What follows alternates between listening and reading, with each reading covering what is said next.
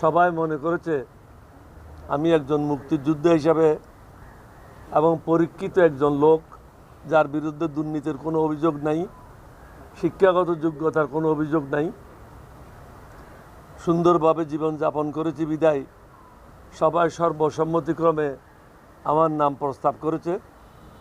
আমি সমগ্র জাতির কাছে কৃতজ্ঞ, 11 দলীয় ঐক্যজোটের সকলের কাছে কৃতজ্ঞ, আমাদের সকল নেতাকর্মীদের কাছে কৃতজ্ঞ। আপনাদের মাধ্যমে আমরা জাতিকে বলতে চাই, আমরা আমাদের জায়গা থেকে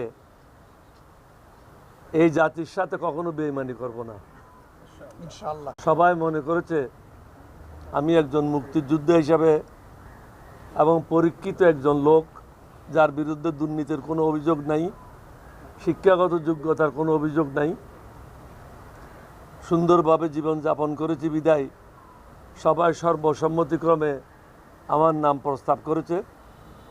আমি সমগ্র জাতির কাছে কৃতজ্ঞ, 11 দলীয় ঐক্যজোটের সকলের কাছে কৃতজ্ঞ, আমাদের সকল নেতাকর্মীদের কাছে কৃতজ্ঞ। আপনাদের মাধ্যমে আমরা জাতিকে বলতে চাই, আমরা আমাদের জায়গা থেকে এই জাতির সাথে কখনো বেইমানি করব না ইনশাআল্লাহ।